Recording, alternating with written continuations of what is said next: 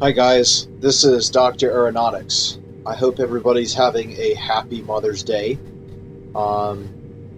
So I figured, what can I possibly do for Mother's Day? Well, how about driving the mother of the Acela Express?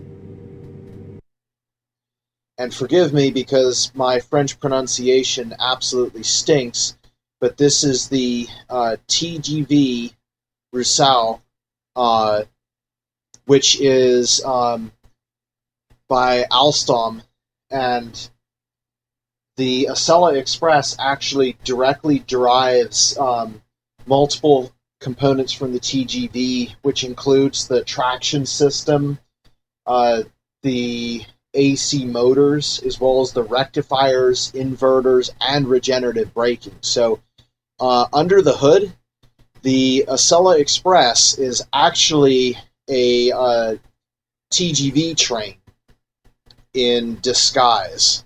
So we will actually be driving one in, I think it's the Carmillon livery, which is a lovely red, white, and black scheme. And we're actually going to be attempting to recreate Acela Express schedule 2170, a Monday through Friday service. We'll be stopping at Washington Union Station, which is where we're at now, as well as BWI Airport and Baltimore Penn Station.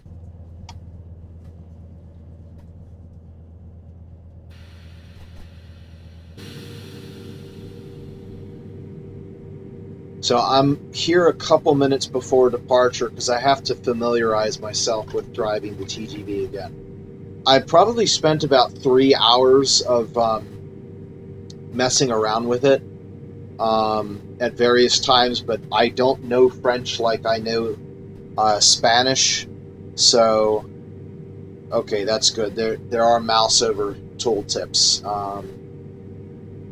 That surprises me because a lot of the yeah, okay, good. Tooltips are working. When I drove the ICE, the German ICE train, they did not have the mouse over tooltips in English. They were in German, and German comes easy to me, a lot easier than French does for whatever reason.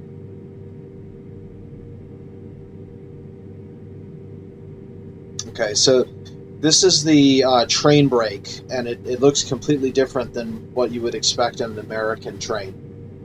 And basically, it has 4 positions. It has emergency, apply, hold, and release.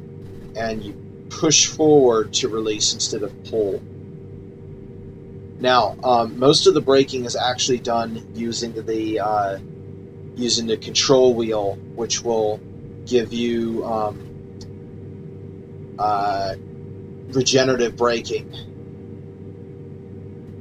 Let's see if there's anything else here that we need to set up. Oh yeah, the pantograph is down. So I need to remember my information here. Yeah, actually that's a little bit unfortunate. It looks like I did not copy down the information about the pantographs, only how to read the signaling system.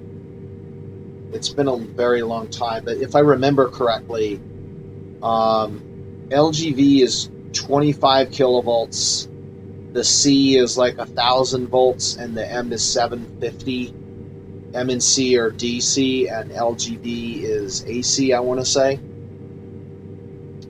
So, I mean, technically, we don't have either. We have 12,000 volts AC running at 60 hertz, so I think the closest would be to leave it on LGV mode. And then I forget exactly what these numbers do, but we can try messing around with it. It might control the front and rear pantographs. So let's try to put that up. We've got 3 minutes to go. Okay, so that's one. Okay, that has put our rear front pantograph up. And I think we want the rears. Okay, that has put the front rear up. And the L position doesn't look like anything happens with the L position.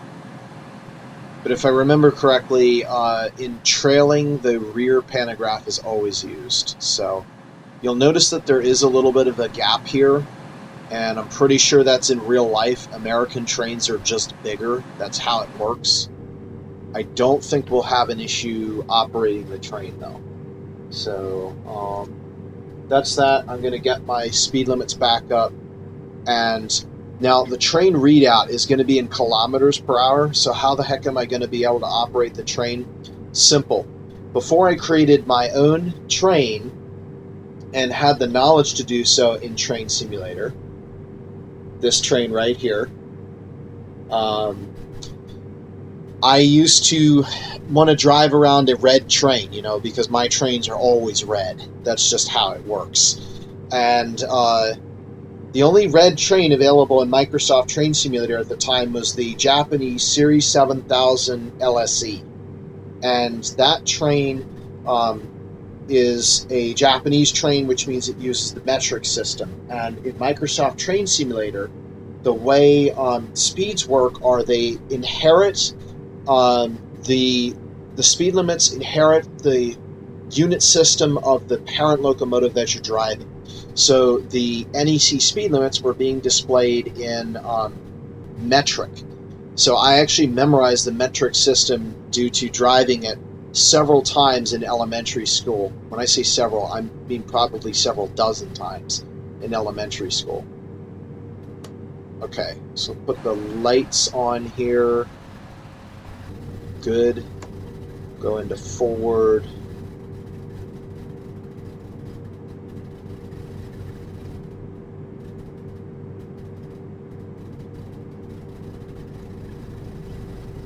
And let's see. We have the two-tone horn. And no bell, of course, because it's non-American. Alright, let's fill up. I think we should be able to open the doors. Yeah, we can. And if I remember correctly, you can actually touch this little door thing, and that will cause the doors to open.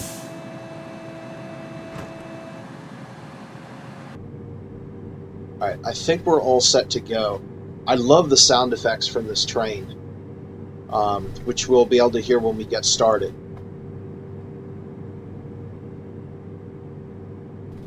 Okay, it is departure time. Our first stop is going to be BWI Airport at 3:21 in a TGV. Okay, flow rate is at 3 bar and brakes 1 bar and full release.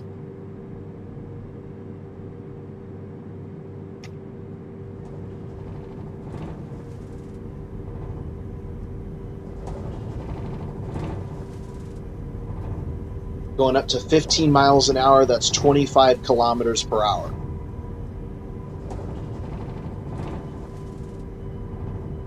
And you see this intensity thing? That shows you our throttle position.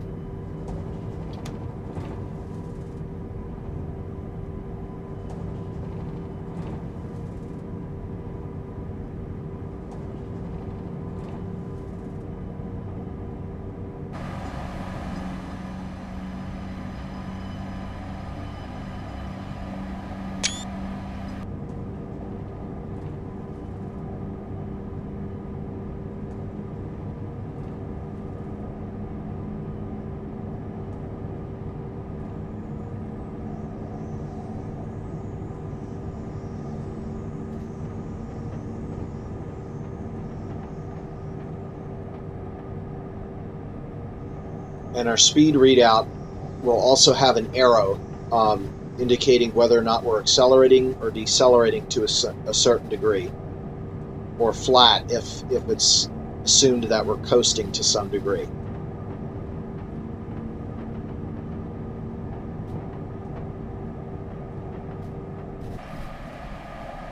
And if the train is humming, it means it's accelerating or decelerating. If the hum pitch is getting higher, it means we're accelerating. It's getting lower, we're decelerating. And if you hear like a weird gurgling sound, that means that we have no power applied and we're just coasting.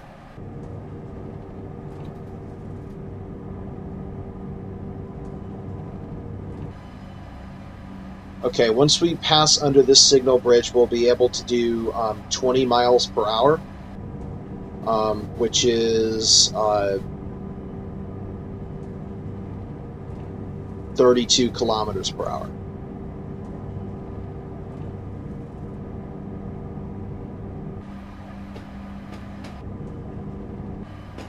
Oh, I love those red headlights.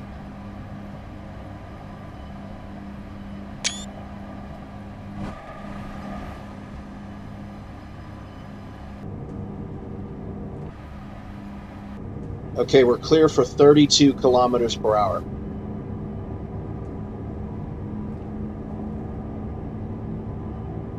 By the way, the new Acela Express, the Avelia Liberty, is actually more alike to the actual TGV. So we're literally getting an Americanized TGV to replace the old Acela Express. And the way you know is the two-tone horn. Doesn't the Avelia Liberty sound a lot like this?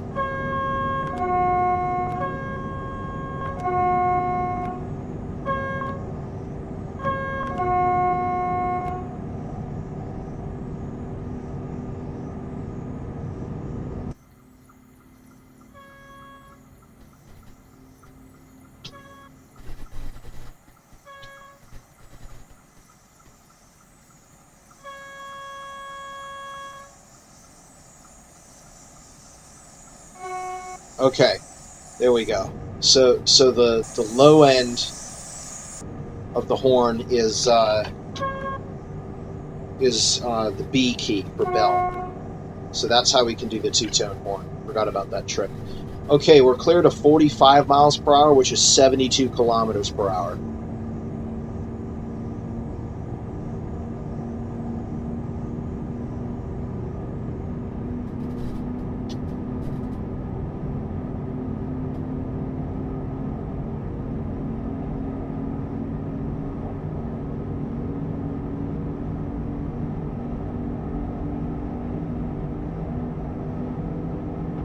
And for those who are curious, I'm going to be following the speed limits for a tilt train, even though I'm pretty sure that this particular TGV train does not tilt.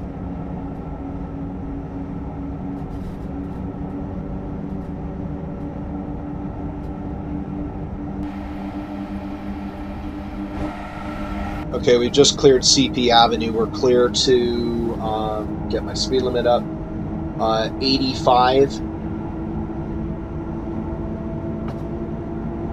miles per hour.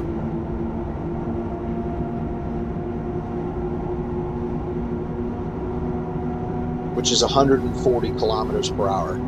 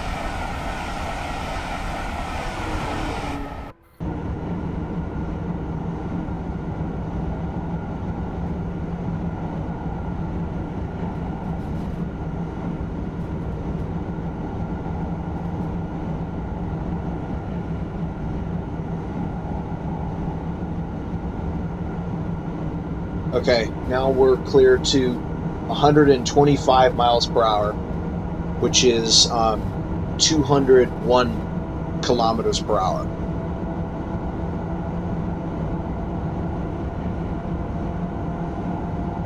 And we have a restriction at Landover, which would be 100 miles per hour. That's 161 kilometers per hour.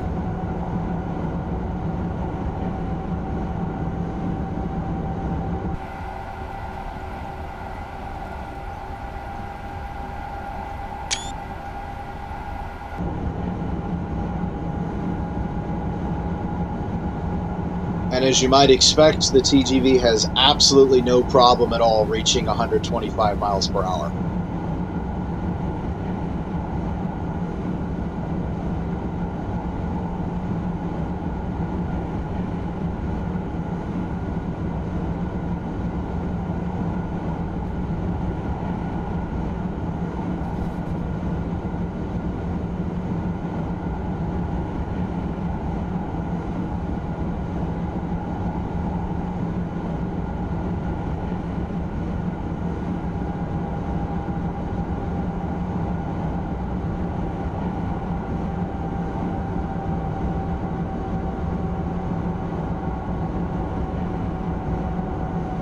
Unfortunately, it doesn't look like there's any way to display the amount of dynamic braking that I have going on.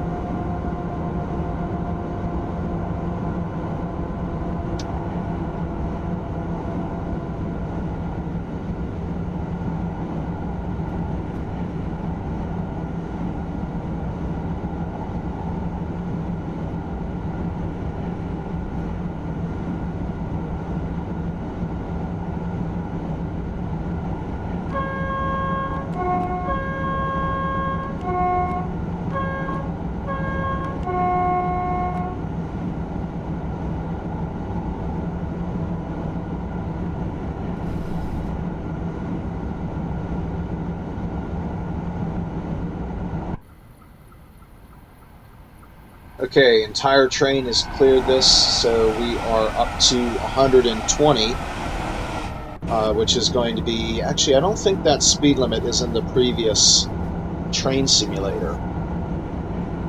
That looks like a stopped train. I have no bell. You have to use the bell in this kind of situation,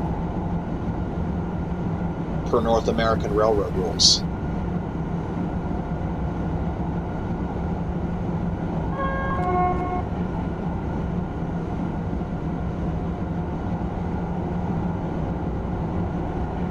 So let's see, that's 5 miles an hour or 9 kilometers per hour, less than 201. So that'd be 192. And then as soon as we get to Carroll Interlocking, which we're coming up right here, it goes back to 100 and... Actually, no, it stays 120.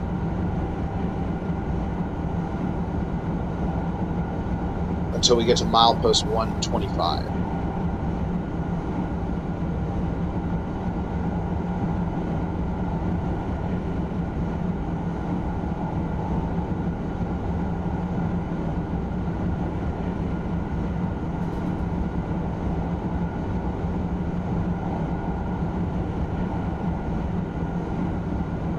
And then at milepost 125, we have an unbroken 201 kilometers per hour.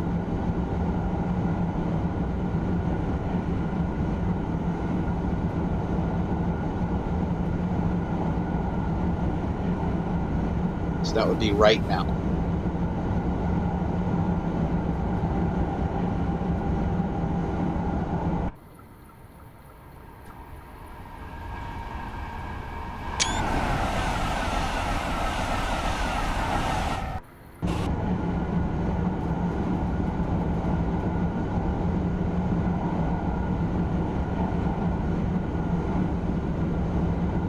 I keep forgetting how quickly this train accelerates. So every time I put the window outside, I'm speeding again. I need to be notch off when I go outside.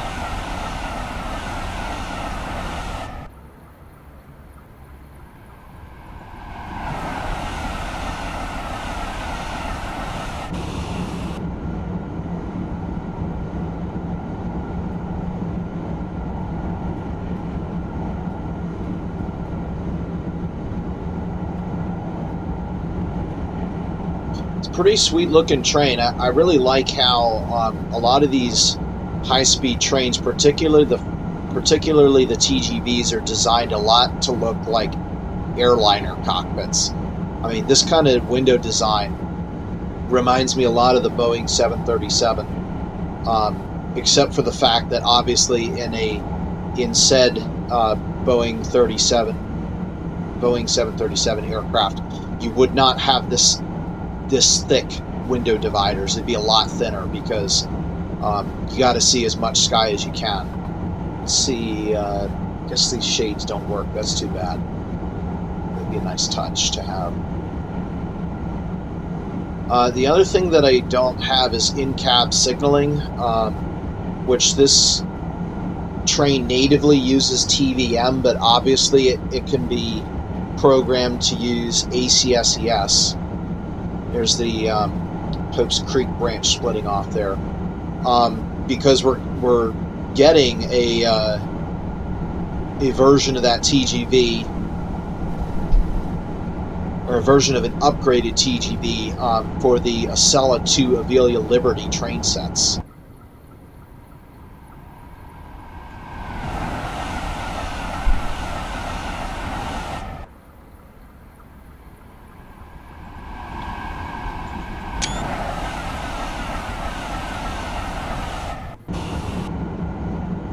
Uh-oh.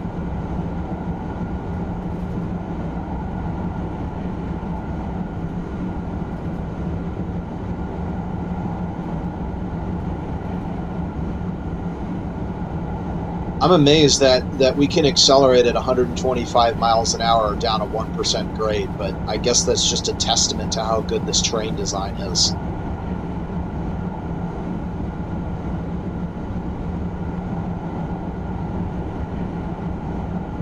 Okay, we're at the bottom, going by the Patuxent River now.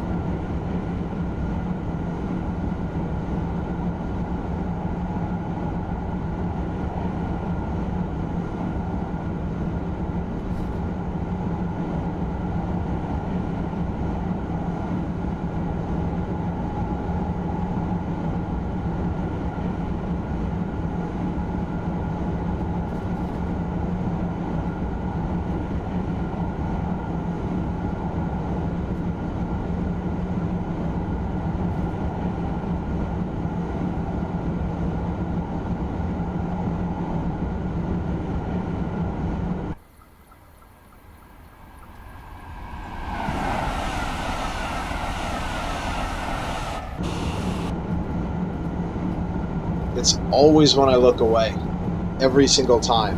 I don't think there's been one time yet where I've actually been under the speed limit when I look away.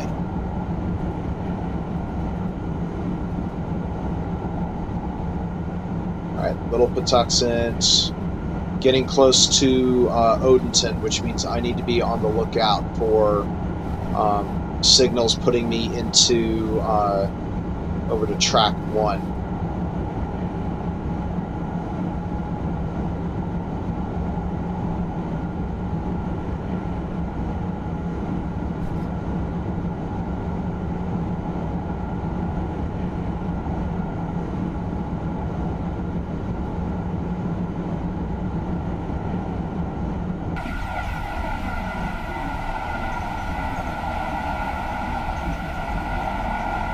Seems kind of loud for a TGV train. I don't think this is using authentic audio.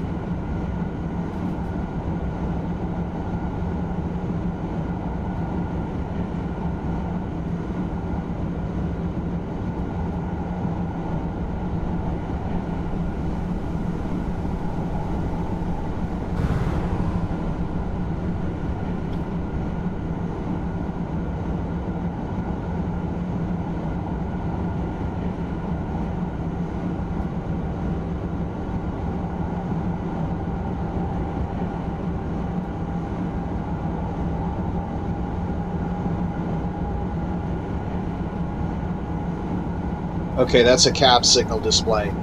I don't know how much time I have because I don't have... Actually, I have no time.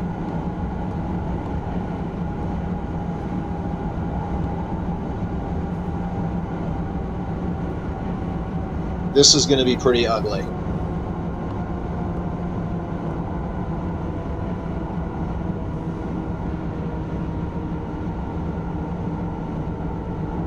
Okay. Well, at least I called it, you know. I can't really do anything about the fact that I don't have in-cab signaling. So maybe that's just a word of advice. If you want to drive this train, is be very cautious of the fact that you don't have you do not have cab signals in this train because the TVM system isn't compatible. What would normally happen is there would be a 3-digit number displaying the speed that we're allowed to go flashing. So in our case, it would have been 80 miles per hour in kilometers per hour, which should be 130. So I should have seen 130 on there when I was coming in. So whoops, we're on track 1 now, which is limited to 110 miles an hour. That's 177 kilometers per hour. So that's right there. Okay, and let's see, we're going to be at milepost 110 right now. Yep, it's 110. Okay. So we got maybe about another minute before it's time to start slowing down for BWI Airport.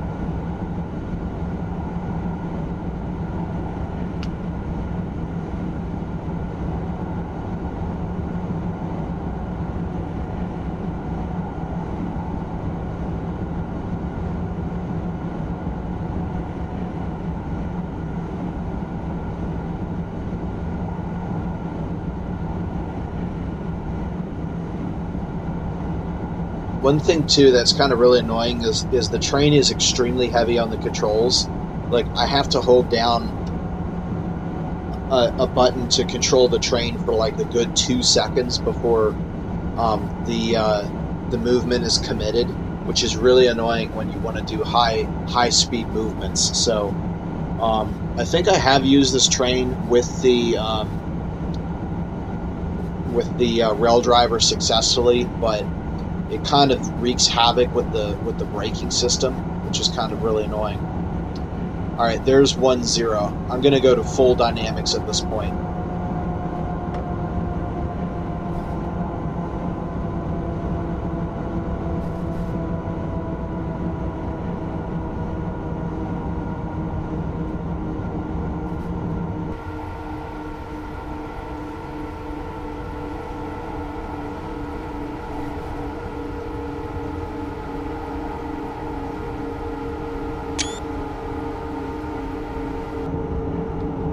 And we're going to need air too.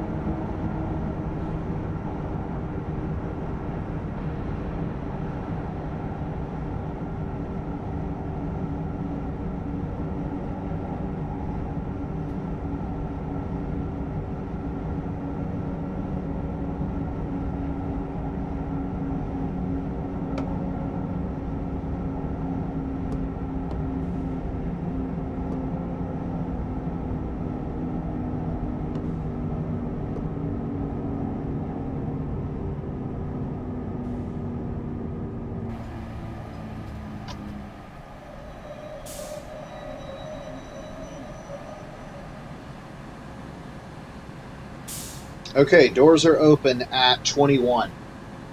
Oh my gosh, we're exactly on time, 100%. As soon as the doors close, we are off.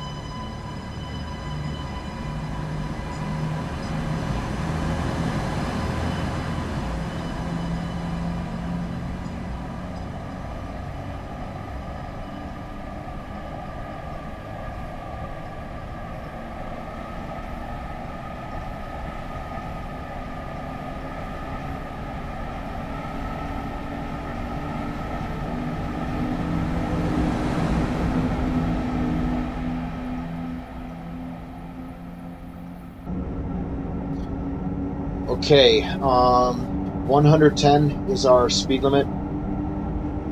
So that's 177 kilometers per hour.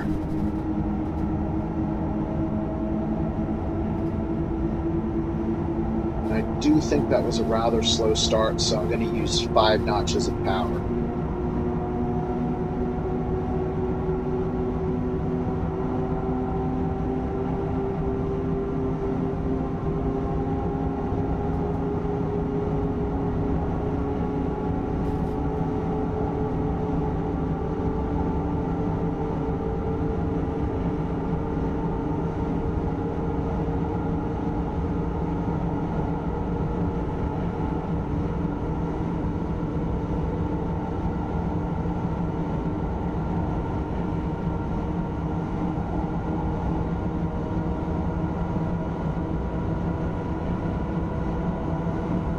Let's see, just crossed the Patapsco River now.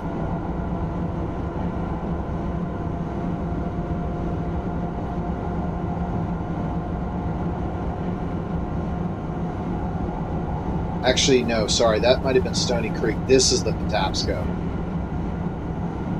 I'm pretty sure that's like the 3rd or 4th time I've gotten that wrong. And I should have known it too.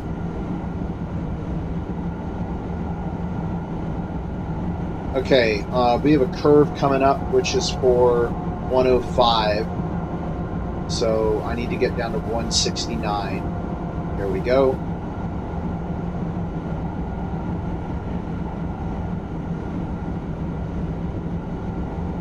All right, rolling through Halethorpe now. We're back up to 110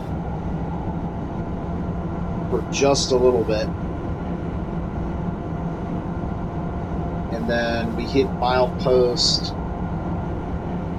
100.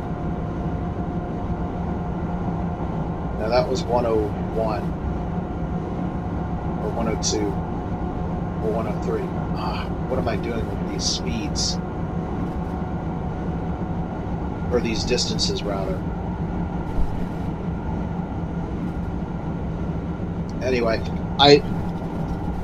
I know where milepost 100 is. Trust me when I say that. So at that point, we're going to have to get down to about 75, and then just after that 70, because we'll be on the inside of a big curve.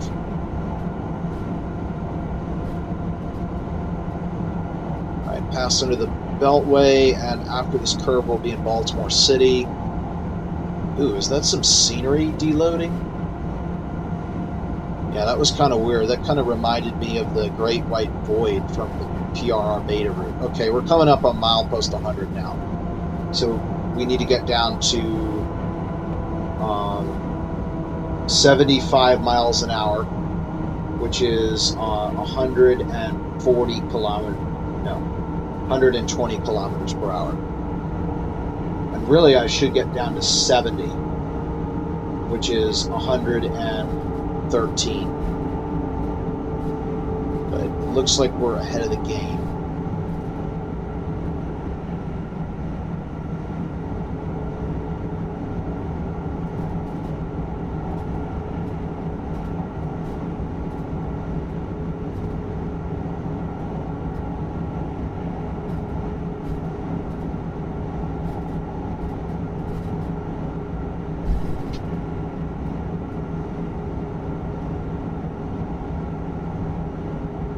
Okay, we're good. All right, and then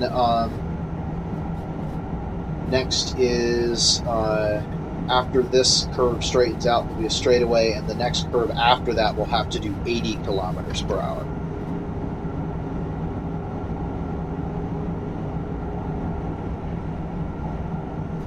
Oh my gosh, idiot. Here's my power meter, and this is my braking meter. Force. There we go. So I don't even need to look at this intensity thing. I can just focus on the scale here.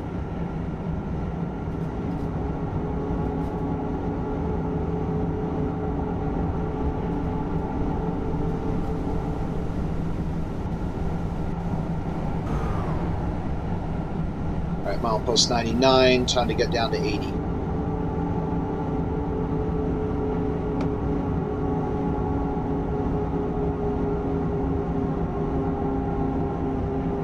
And then after that, we have to do 40, so that's 64.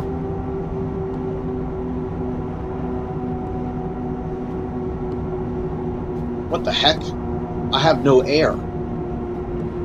There it goes. That was weird.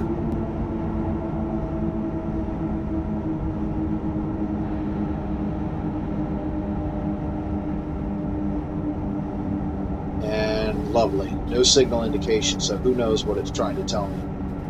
I'll just do 64.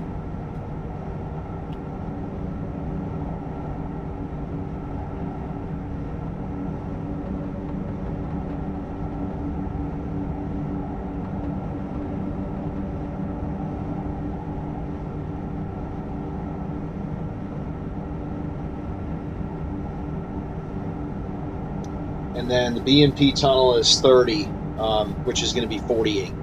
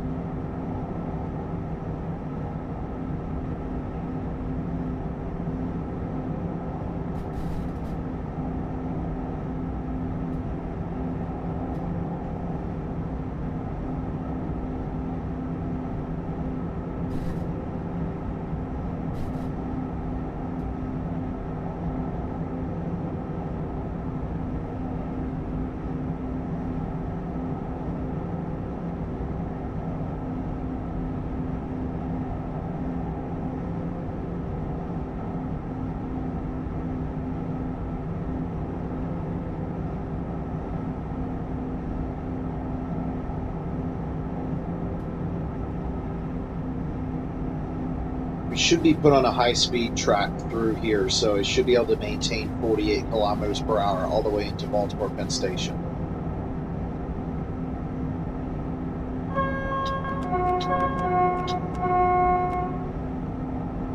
Oh man, that's screwy. It says that we're accelerating, but we have decelerated from 48 to 47. Wonder if that is a issue of us being on a non-TGV route,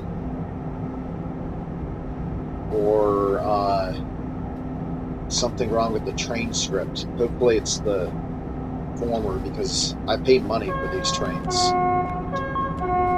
I expect them to be good.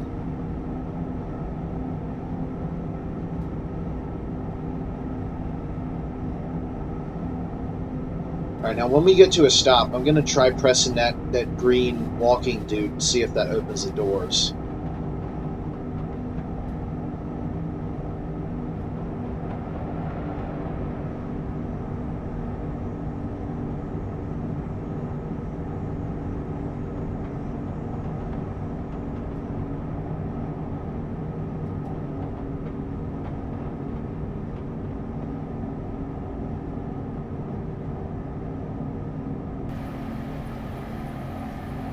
Missed the opportunity there.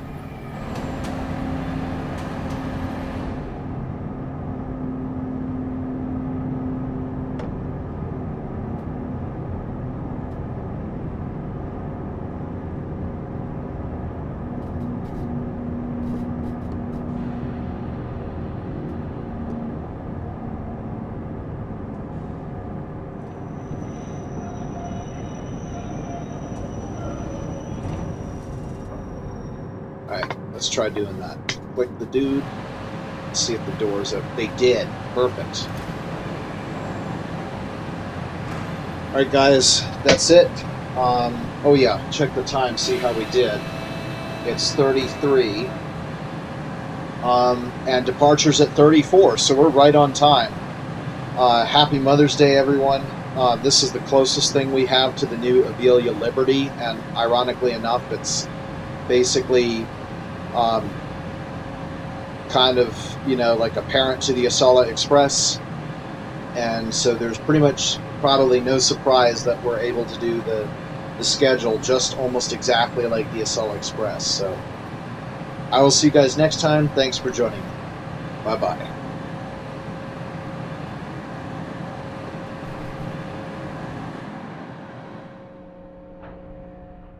I spent how many times?